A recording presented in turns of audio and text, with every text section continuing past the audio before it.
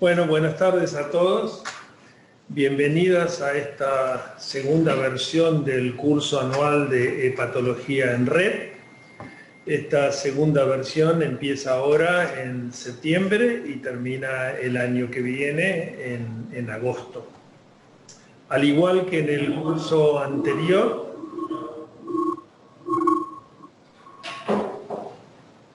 ¿digo?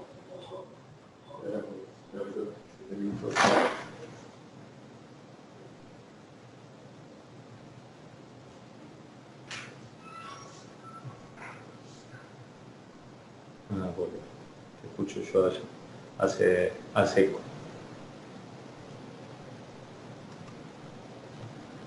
Un momentito.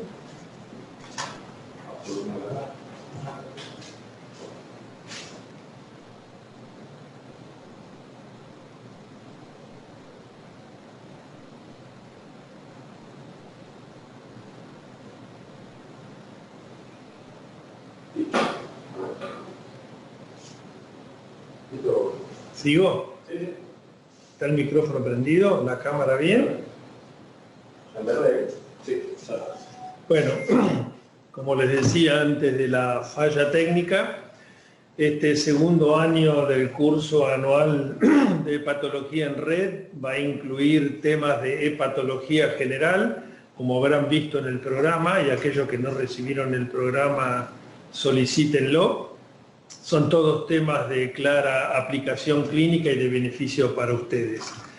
Quiero agradecer en primer lugar a Sandra, que la veo ahí, que ella a través de Fundié se comunica con todos ustedes, a la gente de telemedicina, que siempre tienen la mejor voluntad para que esto salga bien, y también a Agador, que siempre ha apoyado eventos educacionales como este que estamos empezando hoy. Bueno, a diferencia del año pasado, en cada sesión de este año vamos a tocar dos temas, con lo cual vamos a ir un poquito más profundo y un poco más lento. Luego de cada tema no habrá restricción de tiempo para preguntas. Y una cosa que nos gustaría es que ustedes manden casos que les resulten difíciles o que necesiten nuestra ayuda, y nosotros podemos analizar los casos después de las dos conferencias. Así que hoy vamos a tocar dos temas. Voy a empezar yo con manifestaciones extrahepáticas de la hepatitis C y luego Paola Coison les va a hablar sobre tratamientos de la cirrosis biliar primaria. Así que yo voy a empezar con el primer tema. Si puedo pasar, pero no pasa.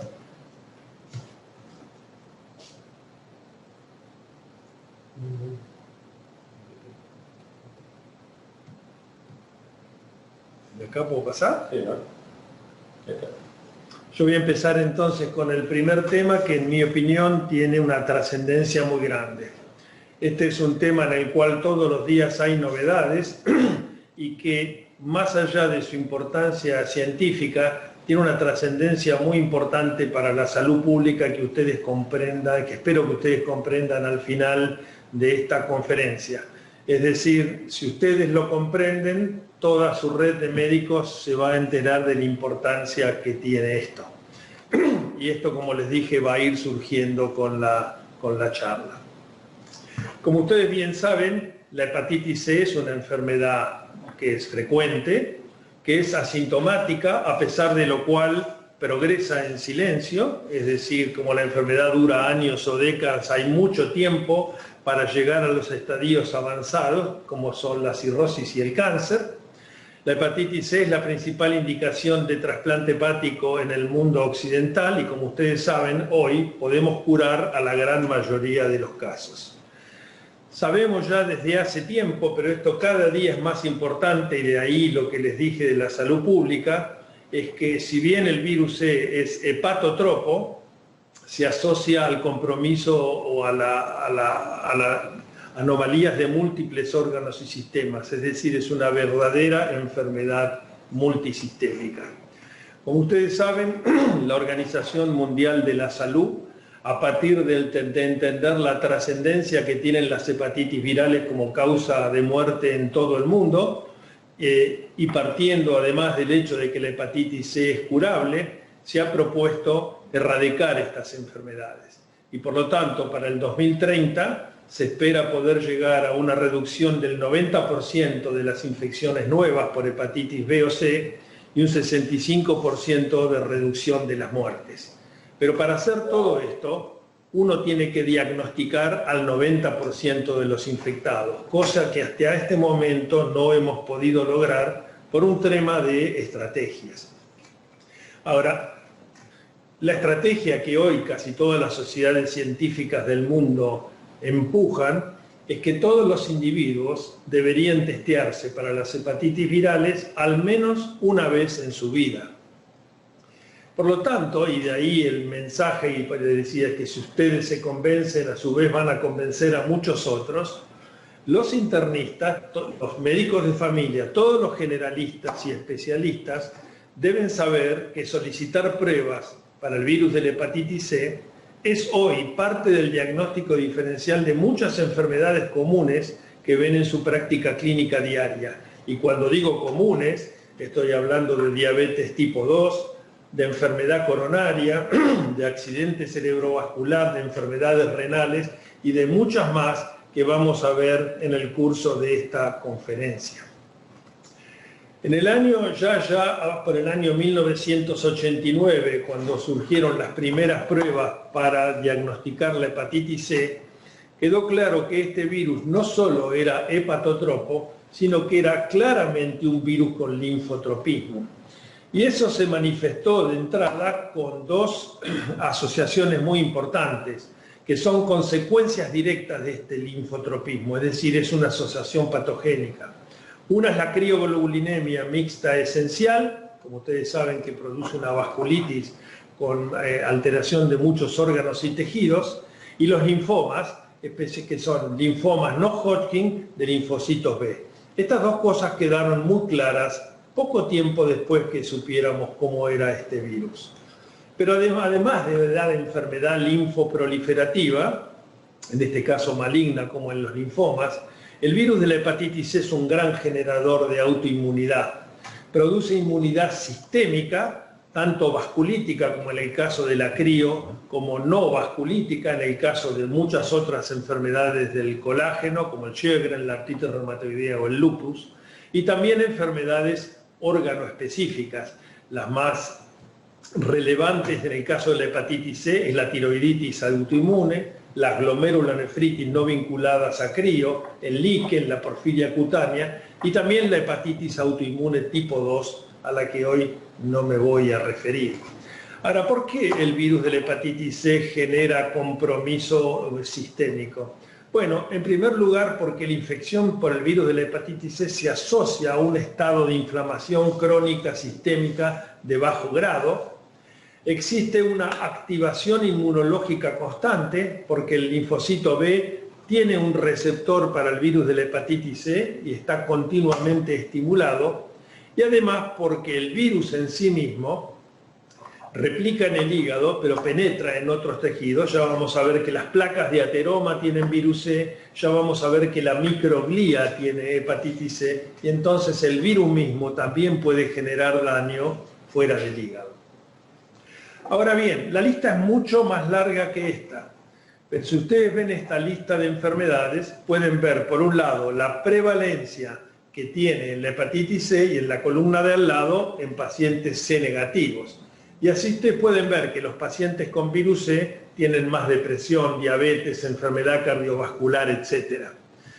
Pero más importante que eso es la relación que existe entre estas manifestaciones sistémicas y el virus C.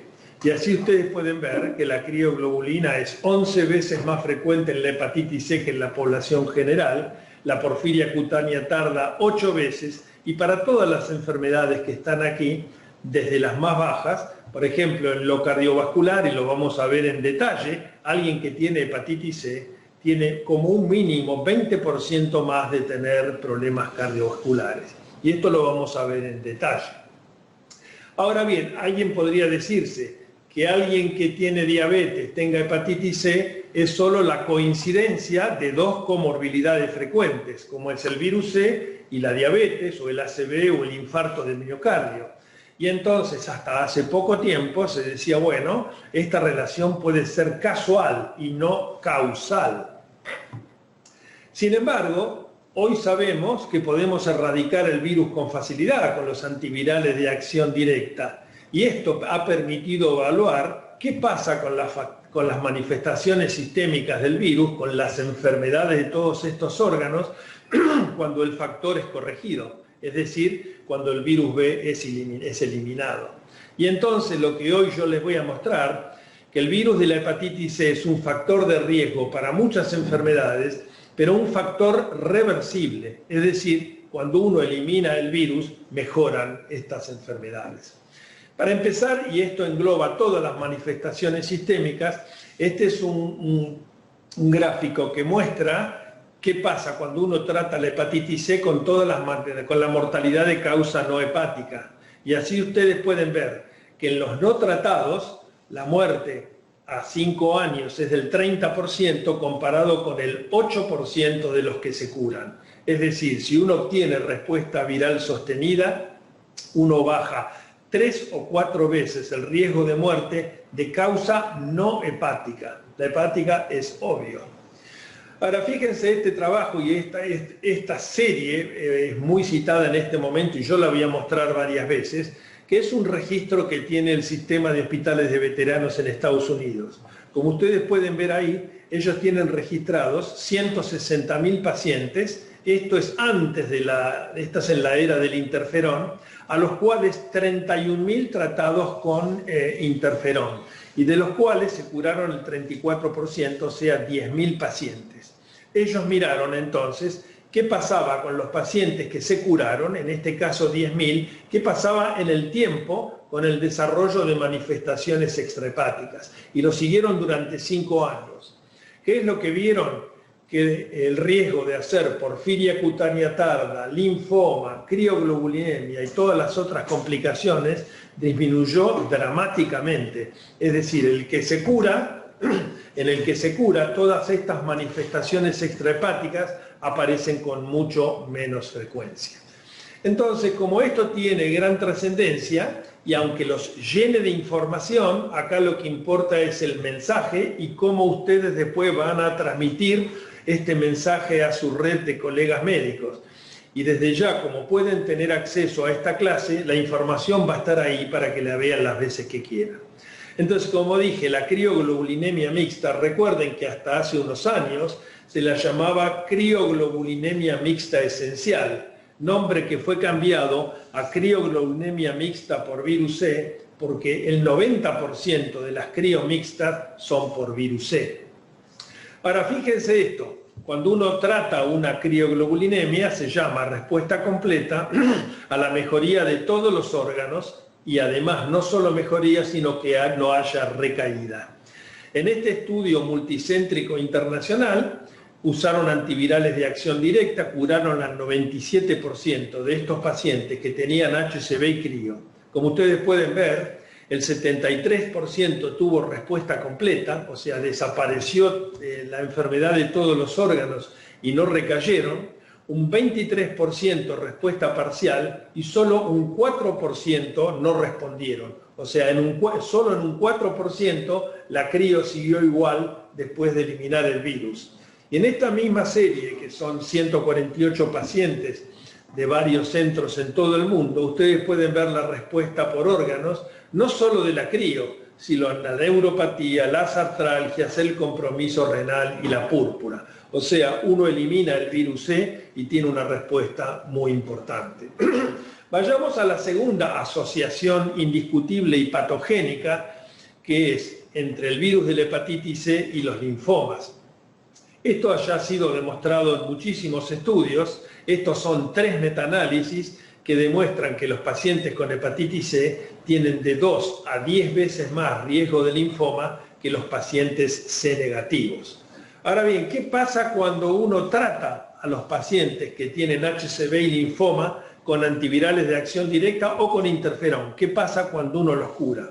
Y lo que ustedes están viendo ahí en un metaanálisis con un número grande de pacientes es la sobrevida sin que progrese el linfoma, es decir, paciente vivo y sin que progrese el linfoma. Y como pueden ver, la sobrevida en los tratados, sea con interferón o con antivirales de acción directa, es de 8 a 9 veces mayor.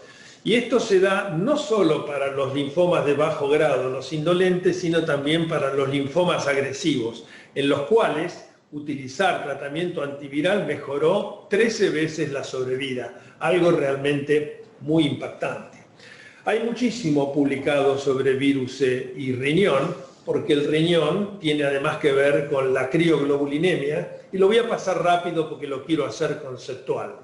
En primer lugar, sabemos que a través de la crioglobulinemia estos pacientes tienen glomerulonefritis membrano-proliferativa, pero hay un montón de nefropatías asociadas al virus de la hepatitis C que no son crio y con una buena evidencia, es decir, el compromiso glomerular es muy frecuente. Ahora fíjense algunos datos generales de la relación entre el virus C y el riñón. En primer lugar, el filtrado glomerular. Esta es una tabla con mucha data, pero lo único que tienen que ver es la columna de la derecha, donde dice que los pacientes con virus C tienen de 1 a 4 o 5 veces más riesgo de tener caída del filtrado glomerular que un individuo sin C.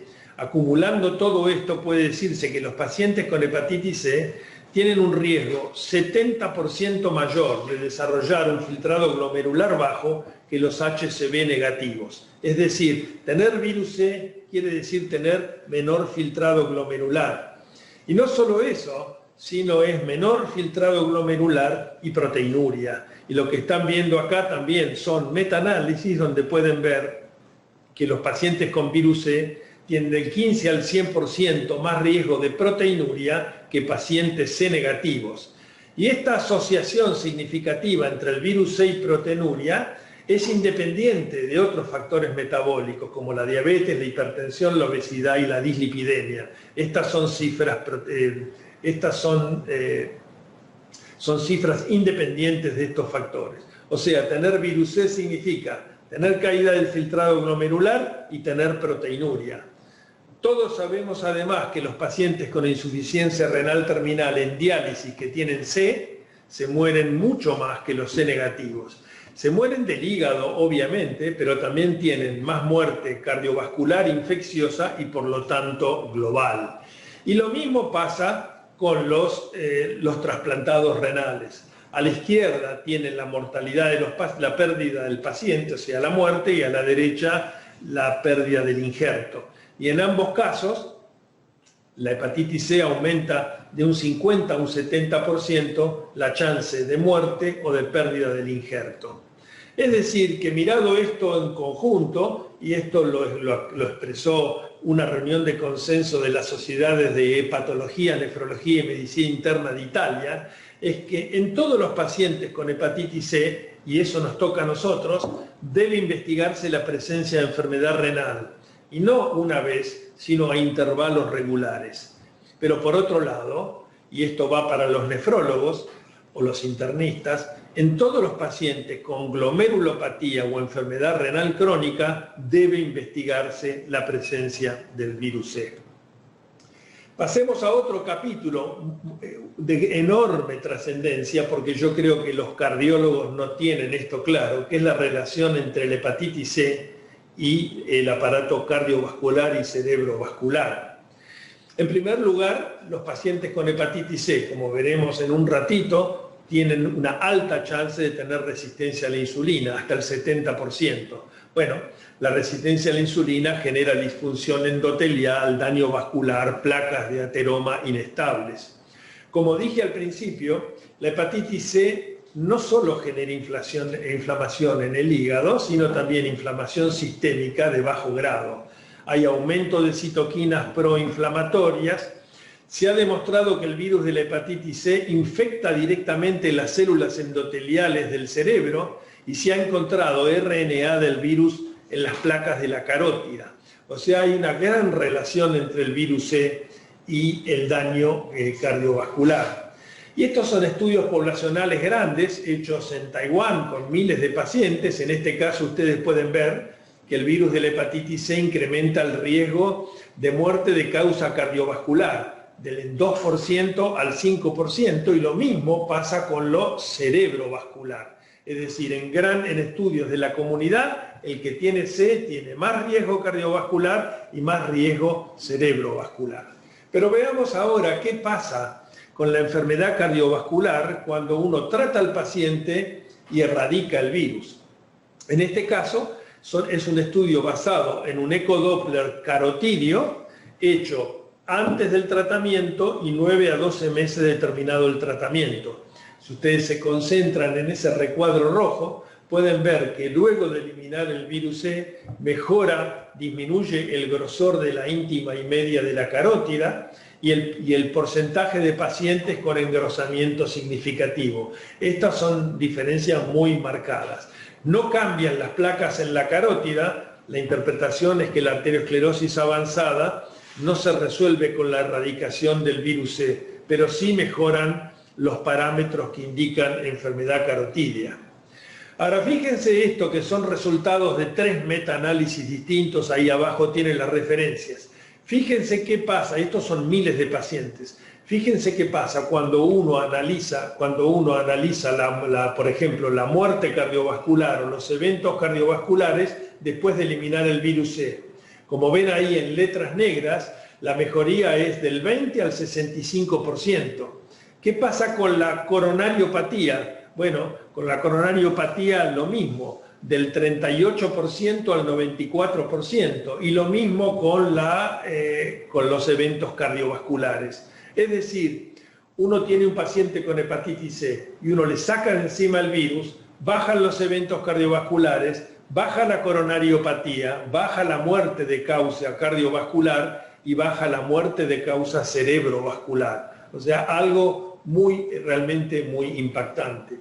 Y ahora volvamos a este estudio del sistema de veteranos, que ahora tienen más pacientes todavía, porque esto ya es de la época de antivirales de acción directa. Ellos tienen registrados 242.000 pacientes con hepatitis C, 4.400 tratados con interferón, 12.000 con antivirales orales y 17.000 no tratados. ¿Qué hicieron ellos? Tomaron estos pacientes y miraron para adelante qué le pasaba a la incidencia de eventos cardiovasculares, entendiendo como tal infarto, angina inestable, necesidad de angioplastía o CRM, accidente cerebrovascular o enfermedad vascular periférica.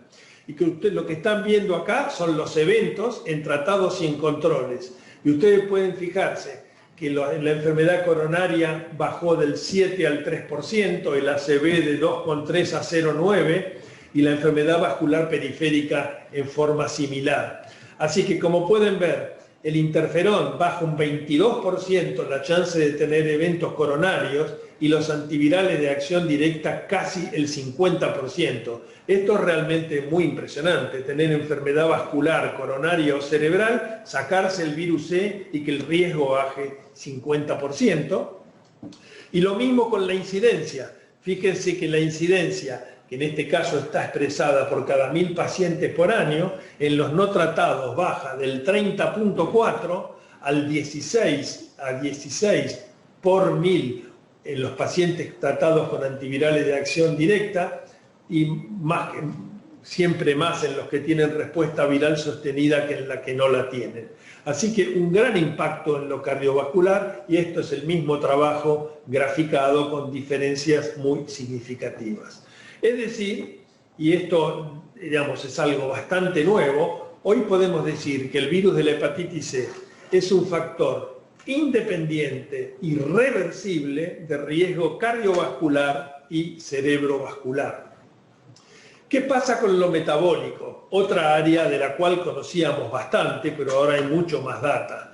¿Qué es lo que conocíamos? Bueno, que como dije, el virus de la hepatitis C genera resistencia insulínica en un porcentaje muy alto de los pacientes, y que a mayor carga viral, mayor es la resistencia a la insulina.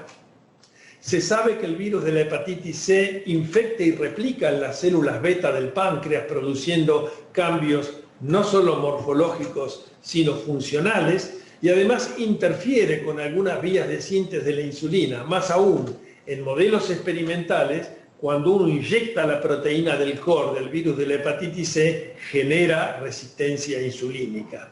Sin ninguna duda, y estos estudios ya tienen muchos años, ustedes pueden ver en las barras rojas la prevalencia de diabetes en los pacientes, la prevalencia de diabetes en pacientes con virus C, y en las barras verdes en pacientes C negativos. Y pueden ver que en prácticamente todas las series las diferencias son muy significativas. Es decir, tener hepatitis C incrementa notablemente el riesgo de tener diabetes. No solo eso, sino cuando se mira con lupa más fina, los pacientes con virus C tienen niveles más elevados de insulina, de péptido C y de HOMA. Es decir, hay una clara asociación entre virus C y diabetes. Bueno, ¿qué pasa cuando uno trata a estos pacientes? Bueno, en este trabajo lo que estamos viendo es qué pasa con la resistencia a la insulina cuando uno elimina el virus C. Esta es una serie de 130 pacientes, algunos tratados con interferón, otros con antivirales de acción directa. Y ahí ustedes pueden ver en el recuadro en rojo que a los 3 meses de finalizado el tratamiento disminuye significativamente el HOMA, disminuye significativamente los niveles de insulina, la glucemia mejora y la resistencia a la insulina, que estaba presente en el 50% de los pacientes antes del tratamiento, pasa a estar en el 29%. O sea, un efecto muy significativo sobre la resistencia insulínica.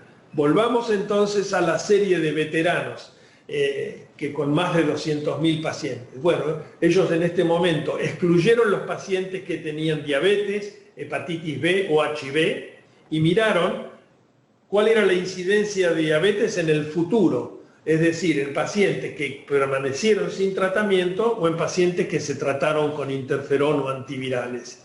Nuevamente lo que pueden ver acá es incidencia por cada 1.000 habitantes. En los pacientes que no fueron tratados, para adelante, tuvieron una incidencia de diabetes de 20 por cada 1.000.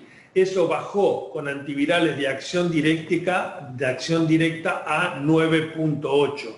Es decir, con un hazard ratio de 0.50. Esto quiere decir que cuando uno no tiene diabetes y se cura el virus C, la chance de tenerla en el futuro baja 50% respecto a no haberse tratado el C. Cifras que son por demás impactantes. Y por supuesto, esto también se expresa en la sobrevida.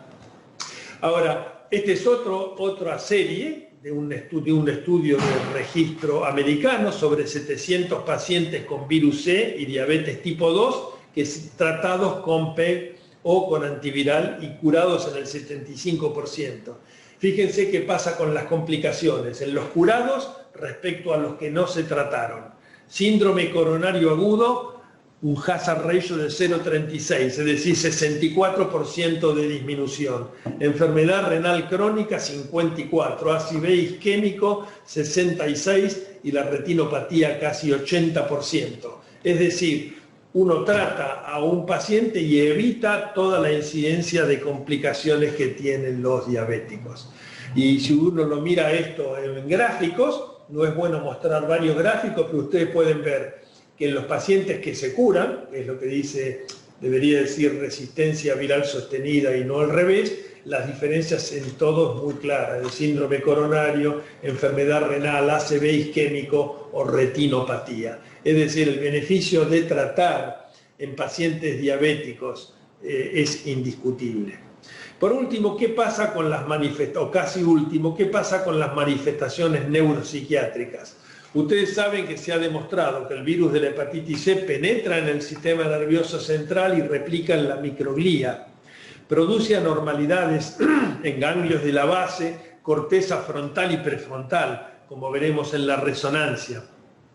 Produce incremento de citoquinas preinflamatorias, que ya lo había mencionado como parte del riesgo vascular, pero pueden atravesar la barrera hematoencefálica y altera la neurotransmisión, tanto dopaminérgica como de serotonina. Todo esto se expresa con desórdenes psiquiátricos y trastornos cognitivos, en la memoria, en la atención, en la velocidad de procesamiento. Y acá tienen cuáles son las manifestaciones neuropsiquiátricas de la infección por virus C, muy comunes, aunque difíciles de cuantificar. La fatiga física, la irritabilidad, la fatiga mental, la depresión, trastornos de la memoria, problemas del sueño, etcétera, que como pueden ver, están todas presentes en más del 50% de los pacientes. Como dije también, se ha demostrado que el virus de la hepatitis C penetra el sistema nervioso central y ustedes tienen ahí fotos de inmunohistoquímica demostrando la presencia del virus en el cerebro y además la expresión de citoquinas proinflamatorias. Si uno le hace resonancia de cerebro a los pacientes con hepatitis C, este gráfico lo único que implica es que tienen muchas cosas, como dije, en la sustancia gris, en los ganglios de la base. Y cuando uno le hace exámenes neuropsiquiátricos a estos pacientes, tienen todo lo que se les ocurra. Depresión mayor, desorden de ansiedad, trastornos bipolares, esquizofrenia, uso de drogas y además la fatiga.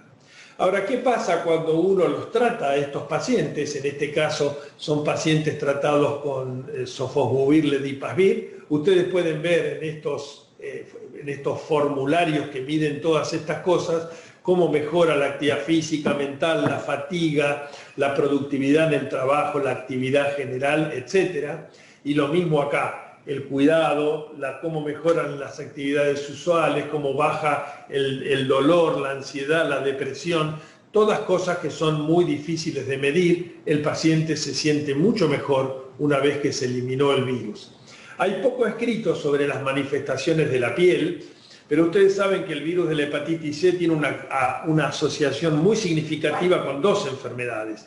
La porfiria cutánea tarda, que se ve 270 veces más frecuentemente en el virus C que en los C negativos, y el líquen plano, con el cual también hay una asociación muy significativa, 5 veces más que en pacientes que no tienen hepatitis C.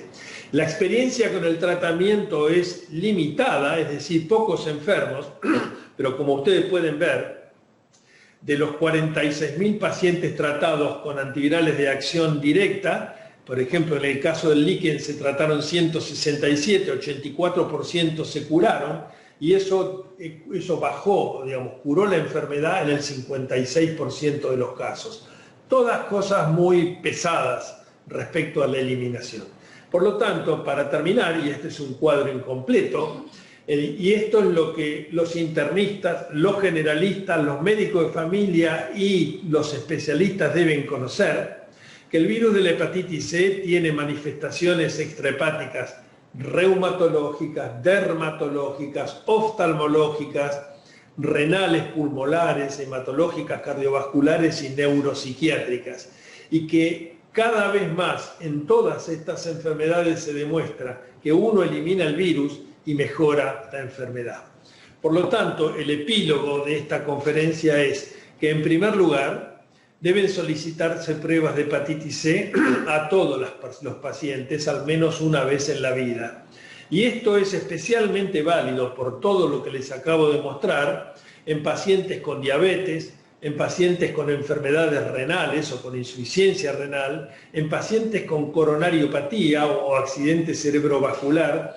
Y yo honestamente no creo que los cardiólogos ni los neurólogos tengan suficientemente claro que si uno elimina el virus, baja en un 50% la progresión de estas enfermedades y también de muchas otras relacionables al virus C. Ni que hablar de la crio, ni que hablar de los linfomas, pero enfermedades de la piel o enfermedades reumáticas o todo lo que les acabo de mostrar.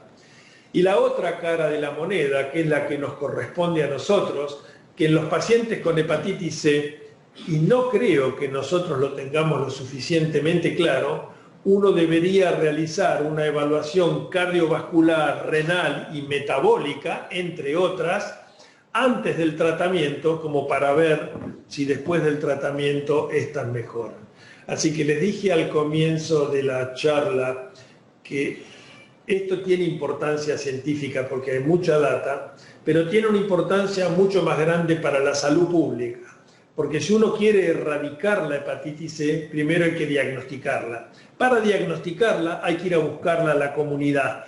y no en las poblaciones de alto riesgo, porque esa es una estrategia que fracasó, sino en todas estas comunidades de pacientes que les acabo de decir. Por lo tanto, los generalistas van a tener que tener presente que hagan lo que hagan, tienen que incluir en los estudios que se le pide a un paciente pruebas para hepatitis B y para hepatitis C, porque como dije al principio, hoy el virus C se lo debe ver como un factor reversible que se asocia a muchísimas enfermedades en la práctica clínica. Así que hasta aquí llegué. Si ustedes quieren preguntar, háganlo por el chat. Hoy tenemos tiempo porque en vez de 3 conferencias tenemos 2. Anda preparando la tuya si querés. Así que si quieren usen el chat.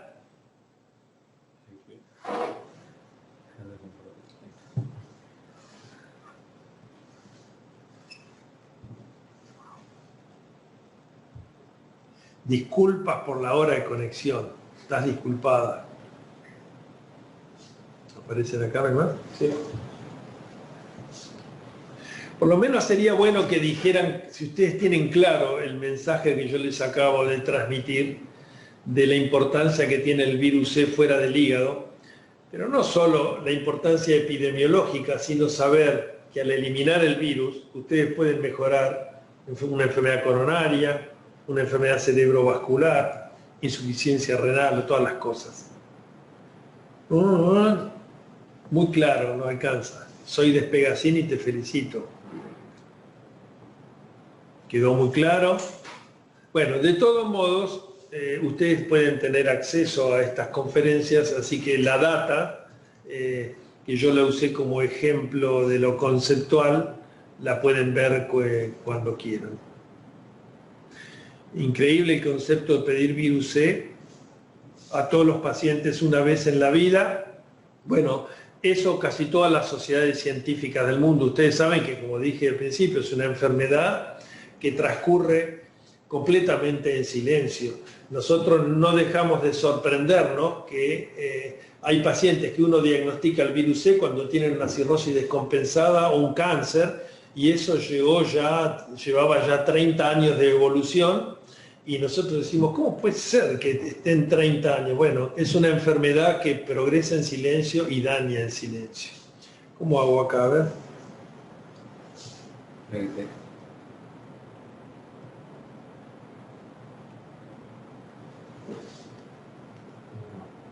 Ante tanto aumento del riesgo cardiovascular, el uso de estatinas, no, eso no hay problema con las estatinas. Además, las estatinas, contrariamente a lo que la gente piensa, son muy poco hepatotóxicas. Soy internista, hago diabetes, en general no pido virus C. Bueno, a partir de ahora a todos tus diabéticos pedile virus C y además pediles una ecografía para ver si tienen hígado graso. Aparte de serología, ¿qué más hay que pedir? No, nada más. Digamos, si uno digamos, en un paciente inmunocompetente, si el anti-HCV es negativo, prácticamente descarta la hepatitis C. Y si es positivo, bueno, entonces uno lo tipifica con una carga viral y un genotipo. Pero esto es pedir anticuerpos, una ELISA que es barata y rápida. Clarísimo, es bueno saber.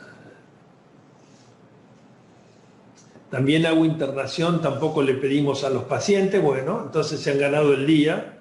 Ahora saben que le tienen que pedir. Es muy difícil solicitar la carga viral de tener los autoanticuerpos. Bueno, no importa, siempre se puede hacer en otro lado. Lo importante es que si un paciente inmunocompetente tiene un anti-HCV positivo, tiene alta chance de tener hepatitis C. Y bueno, si no tenés carga viral tampoco lo podés tratar, pero siempre se puede mandar el paciente a otro lado. Detectarlo es importante. ¿Cuánto tiempo debemos observar la mejoría de estos eventos asociados a HCV? No creo que haya un tiempo. Todos estos estudios han mirado desde meses a años después. Lo importante es que si uno elimina el virus, mejoran todas estas enfermedades. Veo que las asociaciones son mucho mayores. Bueno, esta es una de las cosas con las cuales más publicaciones hay en día, cada vez se descubren más. Una vez que uno tiene positivo el HCV, ¿qué más debemos pedir? Bueno, cuando un paciente, como en cualquier otra circunstancia, tiene una ELISA positiva para C, uno debe pedir una carga viral, una PCR cuantitativa, para ver que el paciente tenga y que no sea un falso positivo, y después eventualmente un genotipo. Bueno, después estudiarlo como cualquier paciente que tiene hepatitis C. En estos pacientes con estas comorbilidades, ¿con qué frecuencia se pide? No lo sé, debe ser baja. Justamente el mensaje es decirle a los generalistas tienen que pedir más. Tuve un paciente con HCV 6 meses, luego de haber erradicado el virus desarrolló un linfoma. Bueno, ese es otro de los motivos para tratar a un paciente con hepatitis C, que uno está tratando no la enfermedad hepática, porque por eso nosotros desde las sociedades científicas decimos que todo paciente que tiene hepatitis C debe tratarse, independientemente del grado de lesión hepática, porque un paciente que tiene una enfermedad hepática leve se puede morir de un linfoma, y la asociación entre linfoma y virus C es muy clara. Así que uno de los motivos para tratar es prevenir todas estas cosas. Yo les mostré en este estudio grande del sistema de veteranos americanos que uno trata la hepatitis C y previene todas las complicaciones extrahepáticas, y de todas ellas el linfoma debe ser de las peores. Se ve la mejoría de la esteatosis después del tratamiento de la hepatitis C. Bueno, eso es otro tema, pero hay un genotipo de hepatitis C que es el 3 que produce grasa, y la grasa desaparece si uno trata el C. Ahora, como el C se puede asociar con sobrepeso y la grasa puede ser por NASH, no hay una relación tan directa. Y vamos terminando. Actualmente, ¿cuál es el mejor tratamiento para esta patología? Bueno, ya vamos a verlo en las clases siguientes. Hoy las hepatitis C se tratan con antivirales de acción directa, y hay dos que son los pangenotípicos, que son los que más se usan, que es la combinación de sofosbuvir y velpatasvir, y la combinación de glecaprevir y priventasvir. Es decir, dos regímenes cubren todo, pero eso lo vamos a ver en otra clase. ¿Tenemos datos de Argentina de frecuencia en la población general por virus C? La respuesta es no. Hay datos de población general, hay muy escasos. Les quiero anunciar que el día 22 de este mes, el martes 22 de septiembre, ya les va a llegar la comunicación a todos. Vamos a tener un simposio dedicado exclusivamente a hepatitis C, y uno de los temas de ese simposio va a ser infección por HCV en Argentina. No hay estudios poblacionales para contestar eso, pero se piensa que no debe ser mayor del 1% en población general. ¿En estadio cirrótico hay que tratarlo? Sí, por supuesto. Eso lo veremos también en las charlas de tratamiento, pero los pacientes con cirrosis compensada, uno los debe tratar para evitar la descompensación, el cáncer y la muerte o necesidad de trasplante. Bueno, está muy bueno que pregunten y que participen. Esta era la idea de tener 2 conferencias en vez de 3, para que nos dé más tiempo de poder interactuar. Así que si no hay más preguntas, que creo que no más, salvo que yo me haya omitido alguna, pasamos entonces a la segunda conferencia, que es sobre cirrosis biliar primaria y lo que podemos hacer con tratamiento. Muchas gracias. Les recuerdo entonces el simposio del 22 de septiembre, que va a ser sobre hepatitis C y que van a recibir la información en breve.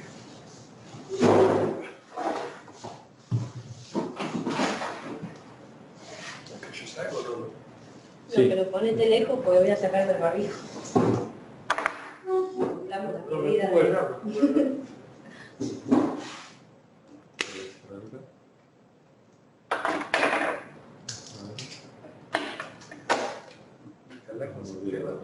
Sí, ya después te explico, ya está solucionado. ¿Te dijeron qué era? Sí, asociaste toda la compu a tu compu. Ya está. Bueno. Es así. Así que de eso lo tengo. Bueno, gracias. Ahí está.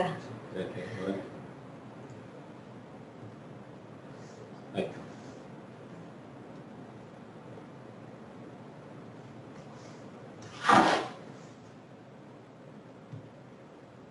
Ahí está. Genial. Sí, con esto. Ahí está. Bueno, vamos a sacar barbijo. Buenas tardes. Bueno, ahora la segunda parte y última es tratamiento de la colangititis biliar primaria cuando no responde al ácido uso desoxicólico. Vamos a empezar hablando con una introducción de cómo iniciamos el tratamiento y rápidamente voy a hablar de cuando no responde, ¿sí? De la CBP que no responde al tratamiento con ácido uso desoxicólico. Para empezar, digamos, tenemos que decir cuál es el objetivo que nos vamos a plantear para tratar esta enfermedad. Y es muy importante tratarla porque lo que queremos hacer es prevenir la progresión del daño hepático, es decir, prevenir la cirrosis, que el paciente evolucione a cirrosis y mejorar, digamos, la sobrevida libre de trasplante, es decir, que no llegue a la cirrosis y que no necesite un trasplante, eso es lo que quisiéramos mejorar. También en la CBP queremos reducir y prevenir las consecuencias que tienen las colestasis crónicas, como son el prurito, la astenia o fatiga, la osteoporosis y el déficit de vitaminas liposolubles. Ahí va a estar siempre nuestro objetivo en esto. El tratamiento por años de primera línea aprobado es el ácido urso desoxicólico. Todos sabemos que la dosis es de 13 a 15 miligramos kilo día y que es muy importante chequear que la dosis sea correcta y que siempre se ajuste al peso, y que si yo le pongo una dosis y el paciente engorda o adelgaza 20 kilos, tengo que ajustarla, ¿sí? Porque es muy importante cumplir con la dosis. Hay trabajos que evalúan la dosis por encima de 13 a 15 y también por debajo y no da los mismos resultados. Por lo tanto, es muy importante cuando iniciamos el tratamiento chequear la dosis y a medida que lo controlamos también chequear que esté ajustada con el peso correcto. Y vamos a dar el tratamiento y lo que vamos a buscar y lo que logra el ácido urso desoxicólico es la mejoría bioquímica, es decir, que la fosfatasa alcalina disminuye, la gamma GT también, la inmunoglobulina M y el colesterol, todo disminuye, retarda la progresión histológica, es decir, la evolución a la cirrosis, reduce el riesgo de desarrollar varices y aumenta la sobrevida libre de trasplante. Pero también tenemos que tener algo en cuenta, que a veces no es tan claro, pero lo tenemos que tener en cuenta y lo voy a remarcar, es que con el tratamiento con uso desoxicólico no mejora ni la astenia ni el prurito, que son los dos grandes síntomas que tienen estos pacientes. El prurito no mejora con el ácido uso desoxicólico, tampoco la astenia, ni las enfermedades asociadas como la osteoporosis o la osteopenia o las enfermedades autoinmunes. Y esto lo tenemos que tener en cuenta porque seguramente el paciente nos va a preguntar.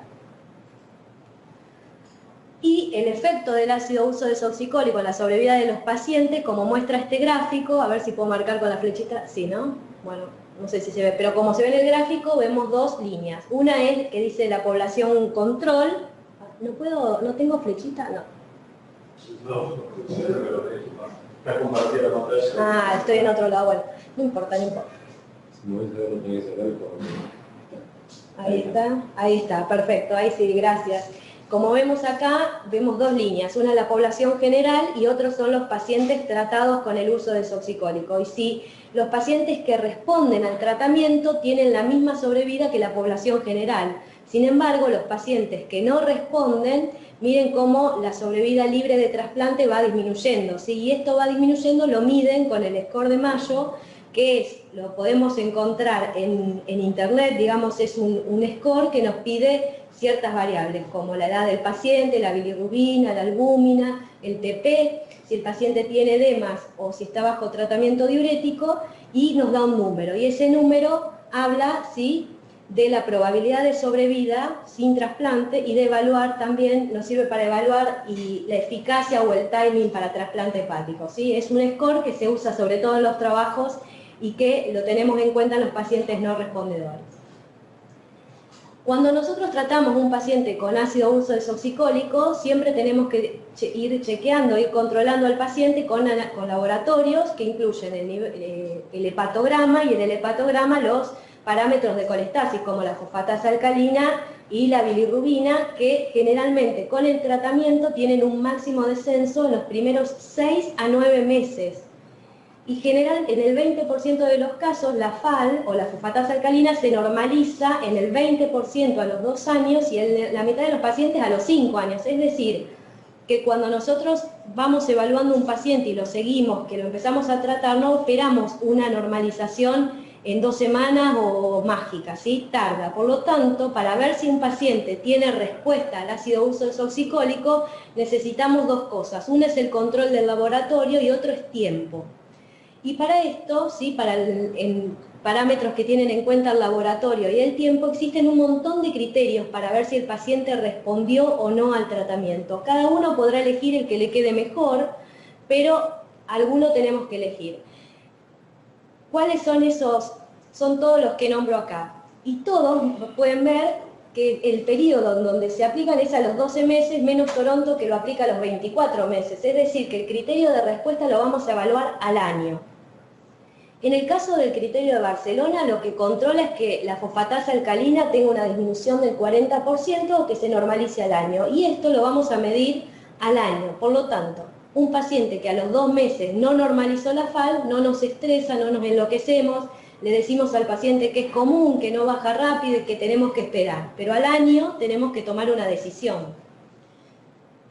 Otro de los criterios es París, en donde los parámetros que tiene en cuenta son la fosfatasa alcalina, la AST, la bili total. También lo medimos a los 12 meses y lo que queremos es que la bili total sea menor de 1, la fosfatasa alcalina menor de 3 veces el valor normal y la AST menor a 2 veces el valor normal. Rotterdam tiene en cuenta la bilirrubina total y la albúmina, y lo que busca es que a los 12 meses se normalice la bilirrubina total y la albúmina. Y los nuevos son el Global Colangitis Biliar Primaria, que tienen en cuenta un poquito más de parámetros. Estos son los que más se usan ahora, son nuevos, relativamente nuevos, y tienen en cuenta la edad, la fosfatasa alcalina, la bili, la albúmina y las plaquetas. También se evalúan a los 12 meses y un score menor de 0,3 nos habla de que el paciente tiene una sobrevida similar a la población general. Esto también lo encontramos en internet, en donde ponemos el Globe Score y ahí te aparece todo, le damos los resultados. Yo ahí lo llené con datos al azar. Entonces, por ejemplo, si el paciente tenía 65 años, una bili de 3, una fosfatasa de 6,89 puse porque sí, para un valor normal de 150, una albúmina de 3, plaqueta 120, y eso te da un resultado donde, como por ejemplo a la derecha podemos ver, dice si la sobrevida libre de trasplante es similar a la población general, y nos dice a 3 años, 5 años y 10 años la sobrevida libre de trasplante, ¿sí? Es un muy buen score. Otro, también de los nuevos, es el británico, que tiene en cuenta la fosfatasa alcalina, la AST, podemos poner cualquiera de las dos, la bilirrubina total, la albúmina y las plaquetas, y miren que todo es a los 12 meses, ¿sí?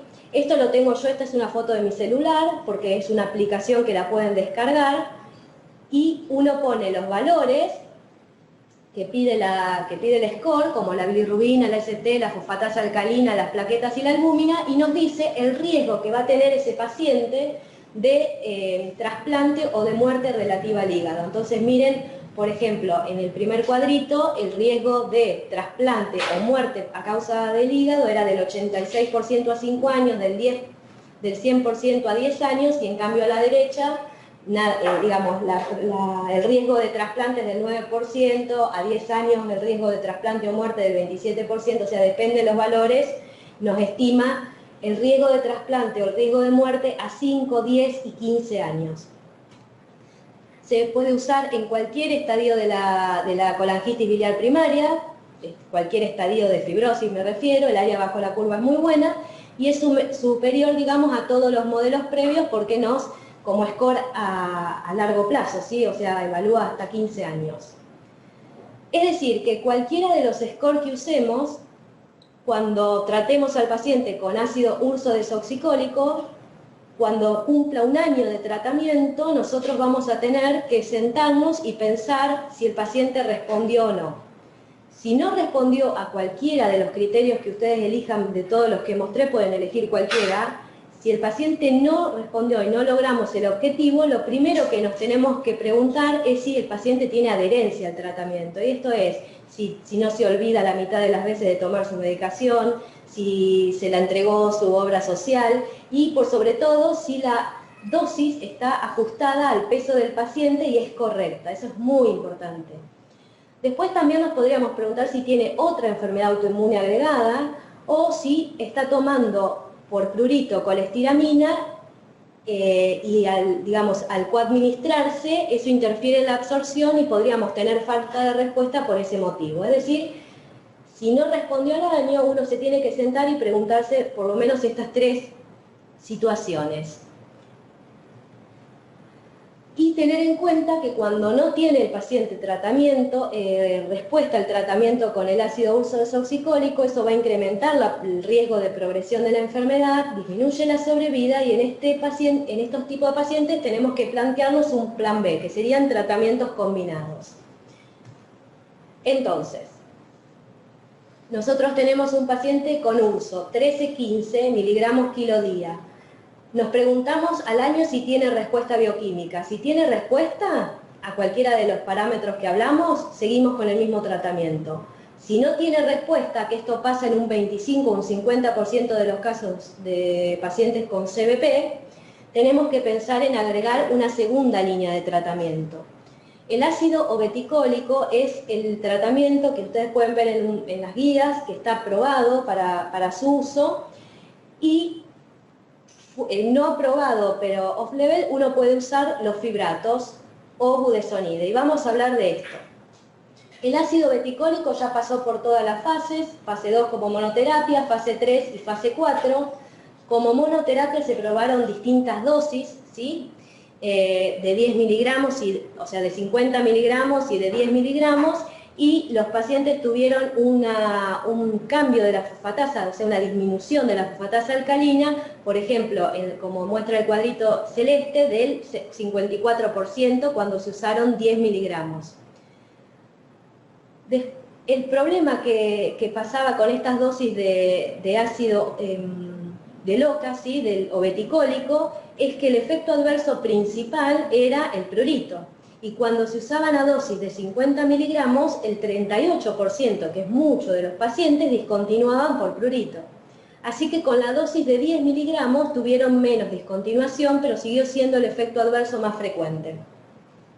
En la fase 3, doble ciego, ¿sí? Controlado, se usa y lo que se hace es escalar. Se inicia con una dosis de 5 miligramos de obeticólico y luego se sube a los 6 meses, se incrementa la dosis a 10 miligramos, ¿sí? Lo que se vio en estos pacientes es que, a ver si, el porcentaje de respuesta, ¿sí? Los respondedores aumentaron, ¿sí? Y eso, respondieron, eso significa que tuvieron un descenso sostenido de la fosfatasa alcalina, y eso en los estudios ya fase 4, digamos, más extendidos, se mantiene, digamos, el descenso de la fosfatasa es muy importante en los primeros meses, pero es un efecto que dura en el tiempo, que es un efecto rápido y sostenido. También muestra, digamos, cómo disminuye la bilirrubina, que permanece estable durante los primeros 48 meses, o sea, baja al principio y permanece estable. Con respecto a la gamma GT y a las transaminasas, hay un descenso, como se ve en el gráfico al principio, a los 3 meses, ¿sí?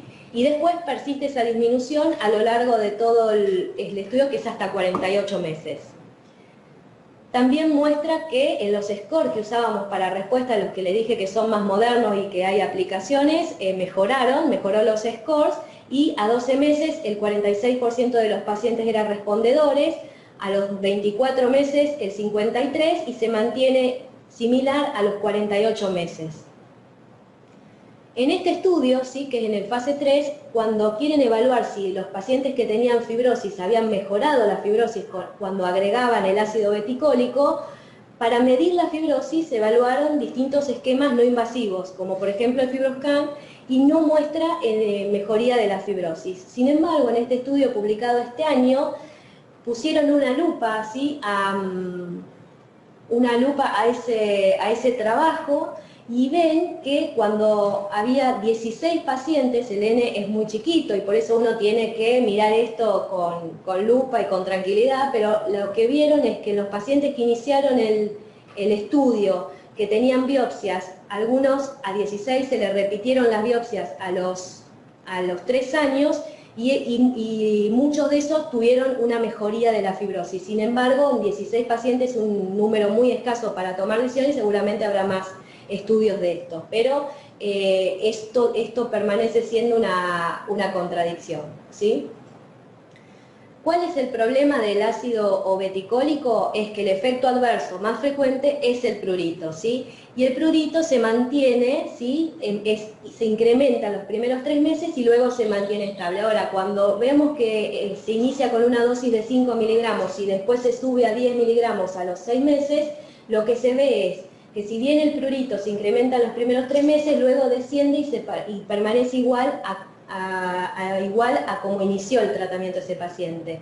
Pero el 77% de los pacientes que recibieron el tratamiento tienen prurito, solo 4% suspenden el tratamiento y el 29% de los pacientes de este 77, digamos, el 29% tuvo que recibir tratamiento. Es decir, es un efecto adverso. Empezando a hablar de que la CBP, la complicación más frecuente y que disminuye la calidad de vida de los pacientes es el prurito, que el fármaco que le demos, el efecto adverso, sea el prurito, es un problemón, ¿no?, de este fármaco. También efectos adversos frecuentes son la astenia y la faringitis, y menos frecuentemente la cefalea, la astenia, náuseas, diarrea y constipación. El prurito es realmente un tema importante. En el 2017 la FDA emite una alerta de seguridad para los pacientes que tenían Child B o Child C, es decir, que los pacientes cirróticos de etiología colangitis biliar primaria que estaban recibiendo esa dosis que yo les decía recién de 5 miligramos o de 10 miligramos día, se reportaron complicaciones tales como muerte, digamos. Entonces emite esa alerta y se indica que los pacientes con Child B, C cirróticos tengan una dosis de 5 miligramos semanal con un máximo de 10 miligramos por semana y con controles de laboratorio frecuentes. Así que esto es importante y hay que tenerlo en cuenta. Y en muchos casos requiere ajuste de dosis. No aprobado, digamos, pero off-label y se usa muchísimo, es el fibrato. ¿Sí? Puede ser fenofibrato en dosis de 100 a 200 miligramos día, bezafibrato 400 miligramos día asociado al uso de desoxicólico, provocó una significativa disminución de la colestasis, es decir, de los parámetros de colestasis como la fosfatasa alcalina y la gamma-GT, y también de los parámetros de citólisis como de la TGP o AS, y de marcadores de la inflamación. Este es el trial, ¿sí?, del año 2018, publicado en la New England, que muestra, ¿sí?, cómo en estos 100 pacientes que fueron evaluados durante 2 años, se les sumó a los pacientes no respondedores al uso de desoxicólico, se les sumó el bezafibrato, ¿sí?, y el 30% de los pacientes tuvieron respuesta completa. Pero cuando vamos y miramos más profundamente, vemos que teniendo en cuenta la fosfatasa alcalina disminuyó en el casi 70% de los casos. También disminuyeron las transaminasas, la bilirrubina bajó un 14%, y uno de los fuertes de este fármaco es que en los pacientes con controles de elastografía se ve una disminución de la fibrosis del 15%. ¿Qué pacientes presentaban riesgo de no responder? Y los pacientes con hipertensión portal o los que iniciaron el tratamiento con una fosfatasa alcalina más de 2,5 veces el valor normal. Esos son los parámetros que cuando uno los ve dice, bueno, puedo tener riesgo de que no responda. En este estudio, otra de las cosas que se evaluó era el prurito, ¿sí? Y lo que ven es que los pacientes tratados con fibrato mejora el prurito, y este es otro fuerte de este tratamiento, aunque no tuvieron impacto en la calidad de vida.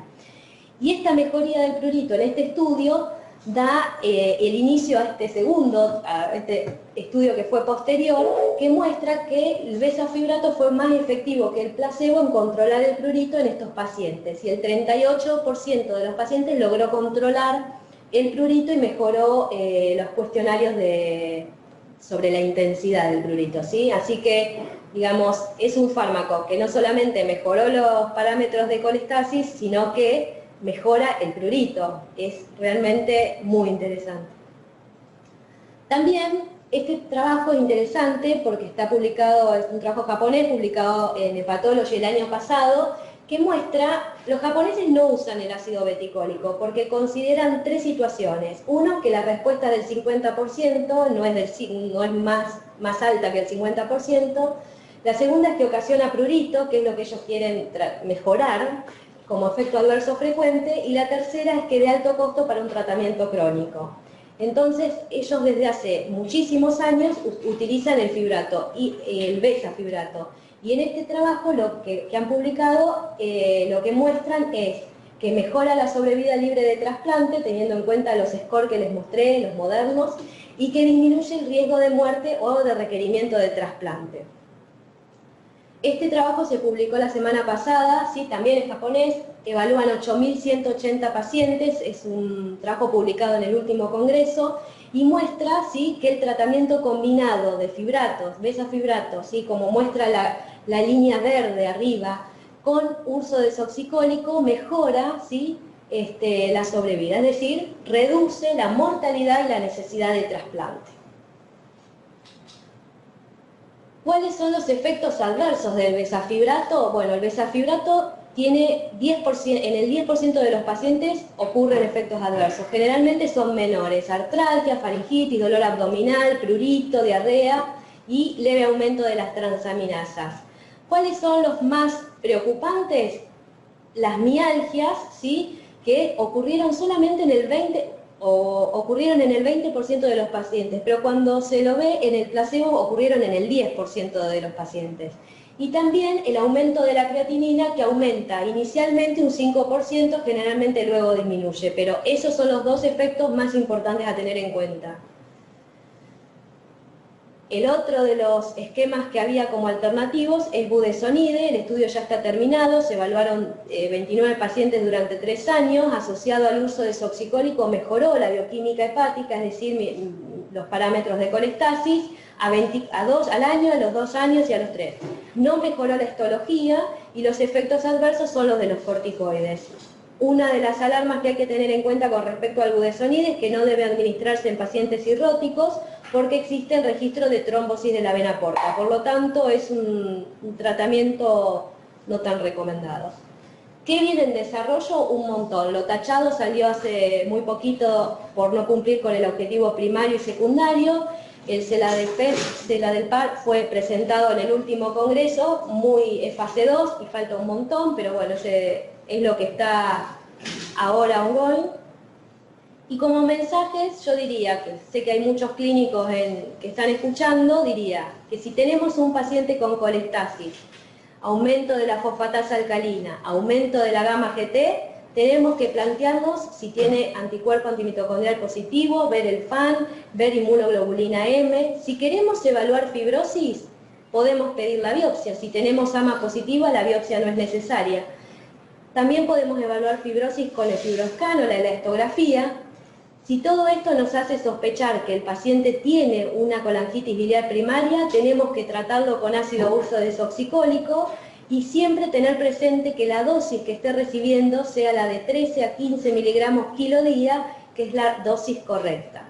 Cuando el paciente cumpla un año de tratamiento, ¿sí?, tenemos que recordar que nos tenemos que sentar y ponernos a pensar, a mirar los laboratorios, a buscar el score que más cómodo nos resulte y preguntarnos si el paciente respondió al tratamiento, ¿sí?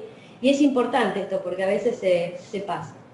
Si el paciente no respondió al tratamiento con la dosis correcta, creo que un planteo adecuado podría decir, si ese paciente tiene prurito, si no tiene prurito, o ese prurito es leve, la primera línea es el obeticólico, se inicia con 5 miligramos día y se aumenta a 10 miligramos, puede ser el aumento a los 3 o a los 6 meses, pero si el paciente tiene prurito moderado o severo, y el 77% de los pacientes tratados con obeticólico podrían tener como efecto adverso prurito, pienso que sería una opción válida los fibratos, como el fenofibrato, 100 a 200 miligramos día, o bezafibrato, 400 miligramos día, y para los pacientes que no responden al obeticólico, se suspende y se puede pasar a fibratos. Creo que terminé. Sí. Así que bueno, si tienen alguna pregunta, acá han el chat. Sí, puedo compartir, así se ve todo. Bueno. Es difícil encontrar el mouse. Sí, pues ahí. Pues se pierde. Podemos traer el mouse y ponerlo en el mouse. Muy bien.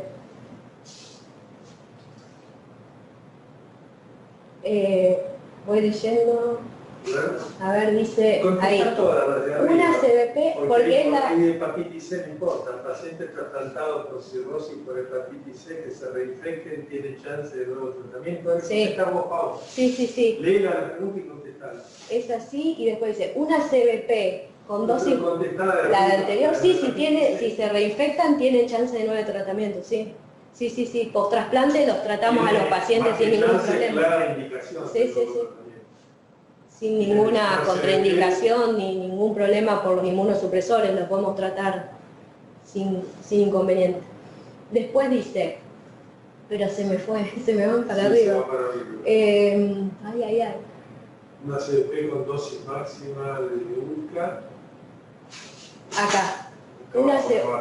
Una CBP con dosis máxima de urso que persiste con FAL de 900, con FAL ósea normal, le agrego bezafibrato, digamos, ¿cuánto tengo que esperar para pedirle un hepatograma y ver la respuesta? Uno, cuando inicia un tratamiento puede pedir hepatogramas cada 3 meses, cada 6 meses o como le guste. Pero digamos, para evaluar la respuesta, ¿sí?, al tratamiento con uso de desoxicólico, la respuesta se define al año, ¿sí? Si al año, con los parámetros cualquiera de los que elegí, pero globalmente, digamos, si al año el paciente no normalizó la FAL, estamos ante una situación de no respuesta. Entonces, si no respondió, yo ya sé que voy a tener problemas, que la enfermedad me puede progresar, que puede evolucionar a cirrosis, que la sobrevida libre de trasplante baja, y entonces yo necesitaría agregar un nuevo tratamiento, siempre buscando que responda. ¿Qué voy a elegir? Lo aprobado es el obeticólico, y como en Japón, por ejemplo, nunca usan, o sea, nunca en 15 años usaron obeticólico. Nosotros en Argentina no tenemos disponibilidad tan fácil, es un medicamento de alto costo, pero tenemos esa, digamos, o usamos obeticólico o usamos fibrato. Esas son las dos alternativas. Una es más accesible, la otra es más costosa. Antes que siga, te voy a preguntar yo, ¿vos crees que los hepatólogos de Argentina esperan un año? Antes de agregar otros dos. Yo creo que nadie espera un año en la práctica clínica. En la práctica clínica no, pero diga, yo, pues... porque no lo tengo tan claro tampoco. Vos por lo que dijiste, salvo que la factor de carina suba o que el paciente empeore, si hablamos solamente del control de la FAL, vos decís que le das dosis máxima de uso y tenés que esperar un año.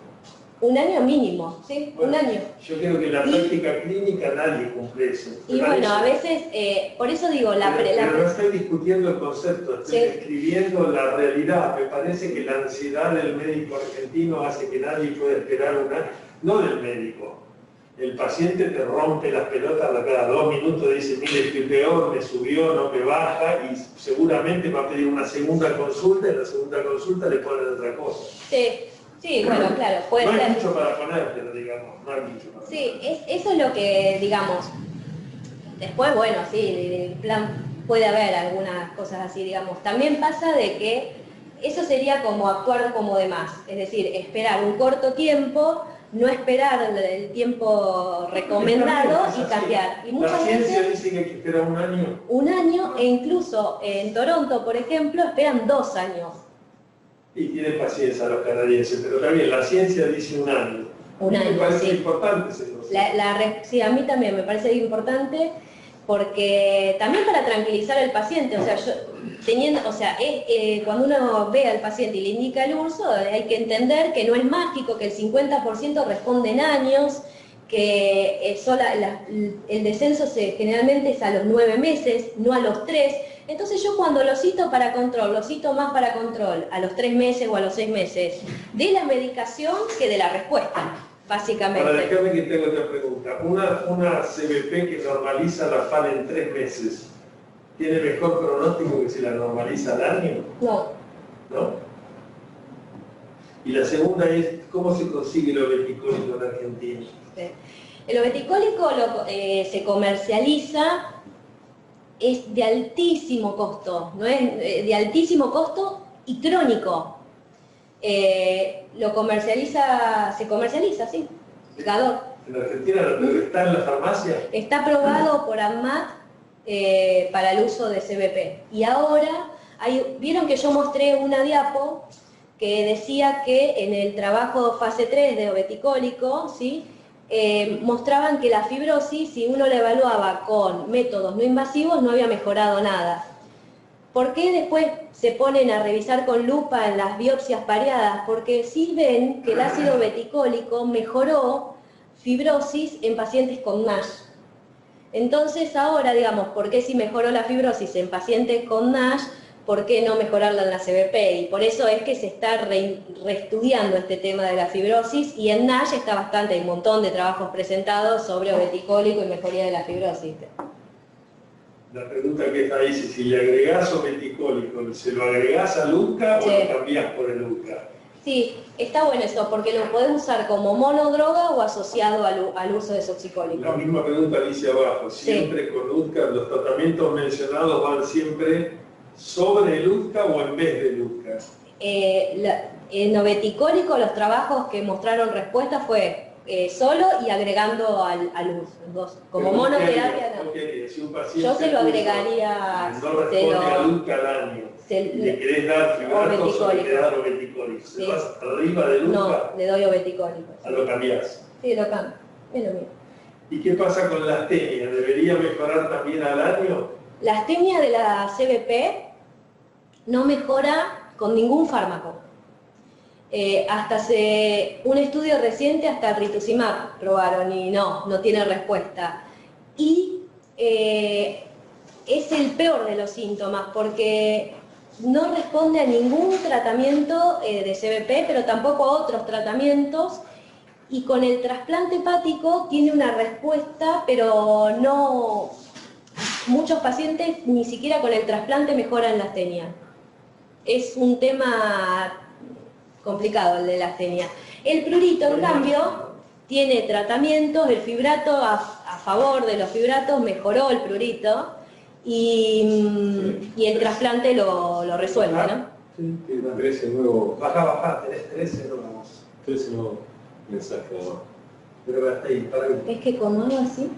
No, tenés que ir más para arriba ahora. Si no responde a UCA, usamos OCA. Es asociado a UCA, ya está. Arriba, arriba. Sí, pero voy despacito, ahí está. No, pero esa es la que leí. Una CBP con... Sí, la leí esa. Ahí va. Siempre con UCA los tratamientos mencionados. Ahí dice, paciente con colestasis AMA positivo, IgM elevada, eco Doppler normal. ¿Sería necesaria la PBH? Ya dijiste que pacientes con colestasis... No, si es una CBP AMA positivo no es necesaria la biopsia. La CBP con AMA positivo es diagnóstico, ¿sí? Y si tiene IgM elevada, más complementa el diagnóstico, y la biopsia solo la usamos como método de evaluar fibrosis.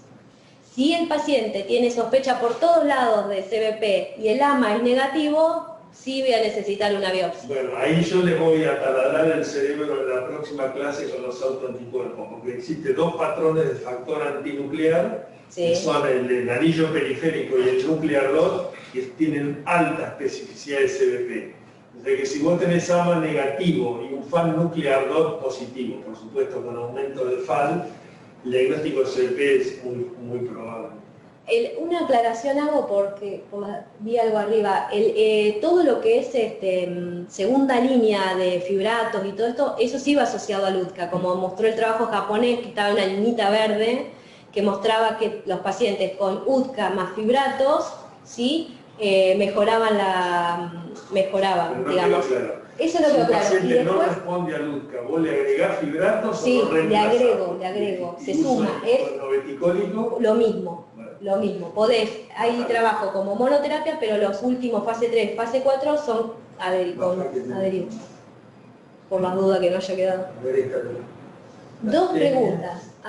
Paciente con colestasis ya está. Dos preguntas. A veces llegan pacientes con AMA positivo sin aumento de la FAL. Esa está buena. ¿Le tenemos que dar algún No la importe? conteste, la clase que La viene clase toda que de eso. esa está buena. Y después dice la Lo otra. más probable, se llama diagnóstico preclínico. Lo más probable es que haga CBP en el futuro, el que tiene AMA positivo. Primero, AMA positivo con hepatograma normal, podés hacerle una biopsia y que tenga CBP, con hepatograma normal. Pero lo más probable es que haga CBP en los próximos años. Después dice, el de la AMA positivo dice, la otra pregunta dice, si aparecen efectos leves del besafibrato, ¿serán efectos adversos leves? ¿Continuamos igual? Sí. Lo que vi, el primer estudio de fibrato, que fue hace ya unos cuantos años, ellos pusieron fibrato, en ese caso era el fenofibrato, un estudio de Barcelona, y lo que vieron es que todos los parámetros de colestasis e inflamación mejoraban, y cuando suspendían el fibrato volvía todo a aumentar. Es decir, o sea, sí, cuando uno mantiene la segunda línea, si el efecto adverso es leve, lo mantiene y lo va controlando al paciente. Ahí Lorena te dice PAO, o sea, como chancho, Y con si el BESA empiezo con 400 o escalo 200 y luego 400. Los trabajos son con 400, no hablan de escalar, en cambio lo beticólico sí escala. Yo indico 400 y... Dale, bajate. Ahí va. Cuando subo es como que las preguntas... Al año se asocia nuevo tratamiento a UTCA o se retira UTCA. Bueno, ya dijiste eso. No. Sí, para abajo.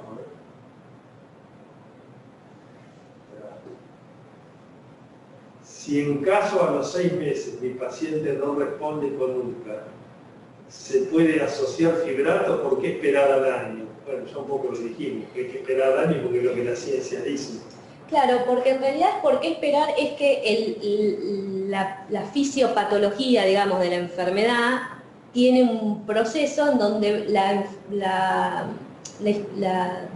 enfermedad tiene un tiempo de respuesta y de mejora, en donde uno no le va a estar haciendo una biopsia cada 3 meses para ver cómo evoluciona la lesión. Y todo eso tiene un tiempo de acomodo, entonces por eso es que hablan de que la respuesta... ¿Qué hace de la FAL? Habla de la FAL. Por eso, la fosfatasa alcalina es uno de los criterios. Uno puede esperar, pero todos los criterios de respuesta, o sea, la definición de si un paciente responde o no en base a la fisiopatología de la enfermedad, son al año.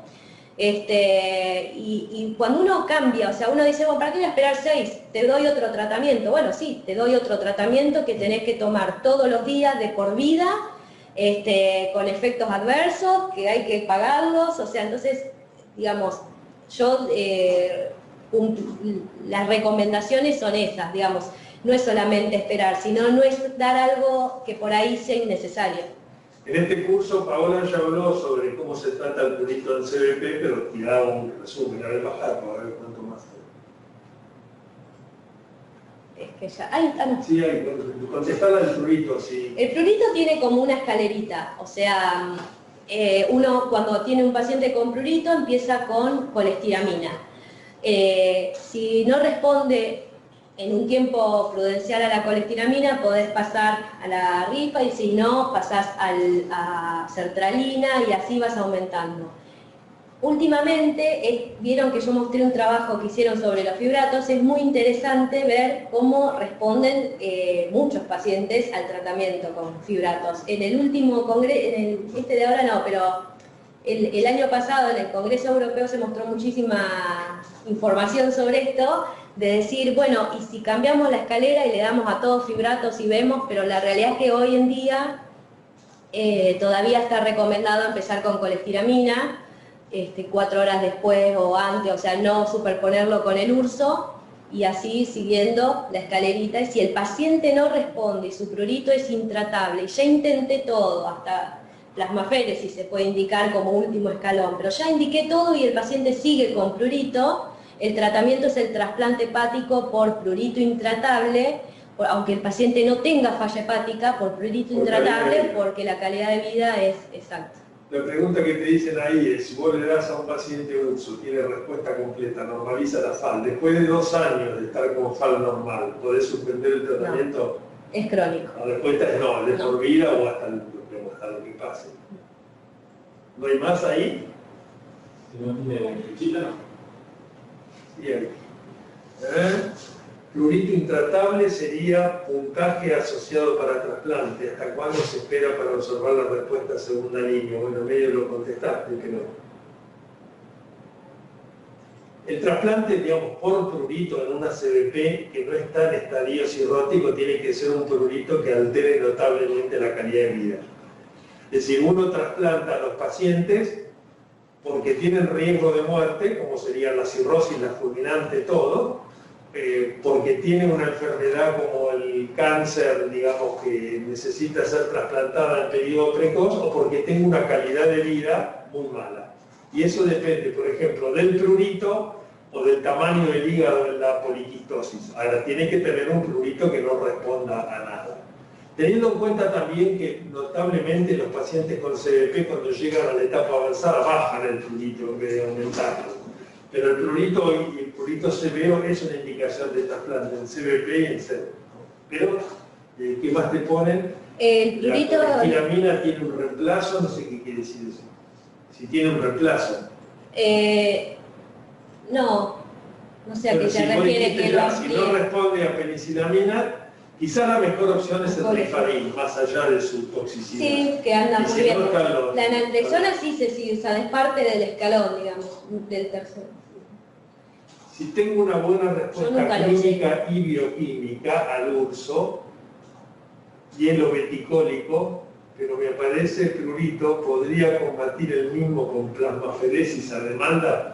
Suerte que no pusiste el nombre porque te iba a decir que es complicada esa pregunta. Es el 777, el iPhone.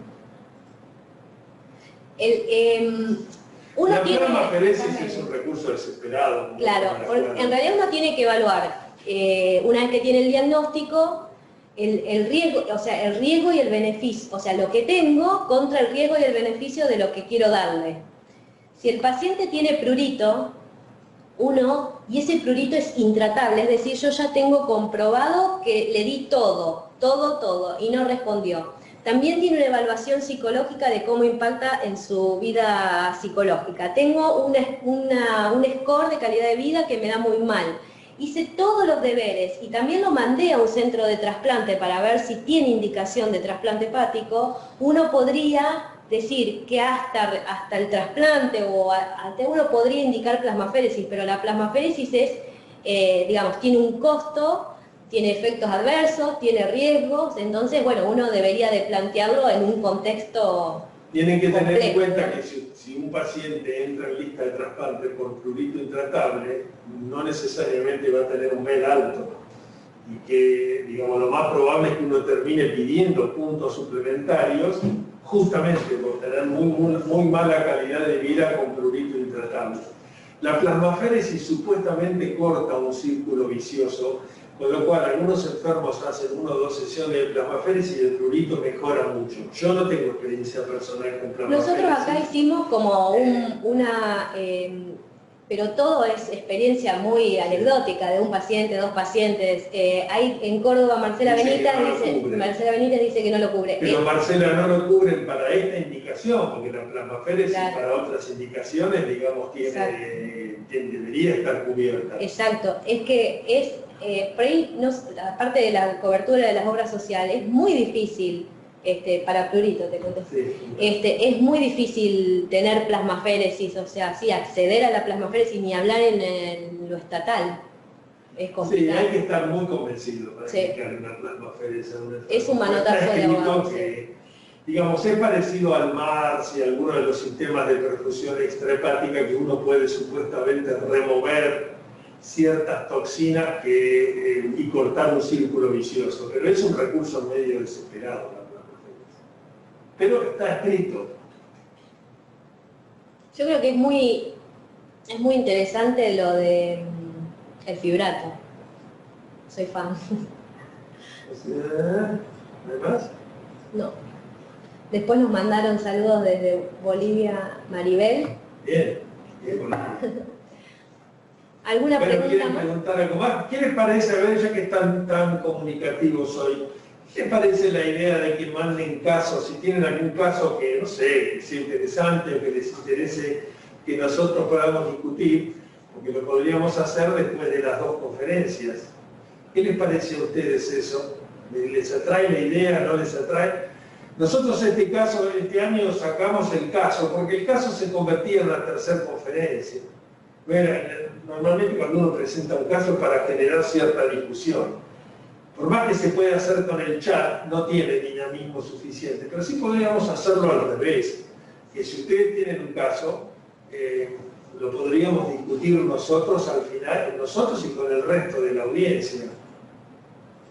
Ahí dicen, me encanta, sería muy bueno. Bueno, todo aquel que tenga casos, lo pueden mandar si quieren a Telemedicina o lo pueden mandar a mi email personal, que es fdefederico.g.de.guillermo.villamil@hotmail.com. O lo pueden mandar a Telemedicina también. No hace falta que manden ni siquiera un PowerPoint, pueden mandar, tengo un paciente de tantos años que tiene, por supuesto, alguna data hay que tener para discutirlo. Pero me gusta más ese ejercicio que nosotros presentemos casos. ¿Le pongo el mío también? Dale. Ahí la jefa puso. Ah, ahí lo puse. Ah, bueno, está bien. Mío, sí. Gracias, jefa. Una regla, saludada. No sé dónde anda. Bueno, ahí le voy a... Estoy muy atenta, Fonsi. Bueno, ya saben, y recuerden que el día 22, seguramente algunos de ustedes participaron del simposio de HCC que hicimos el mes pasado. Bueno, este mes, el día 22, vamos a hacer uno dedicado a la hepatitis C. Ya les va a llegar el programa, pero que tiene un montón de tópicos cortitos como para tratar de cubrir todo el espectro. Así que ahí de Uruguay le mandan saludos a la jefa y nos agradecen por las conferencias. Bueno, muchas gracias a todos, cuídense del maldito virus y nos vemos el 22.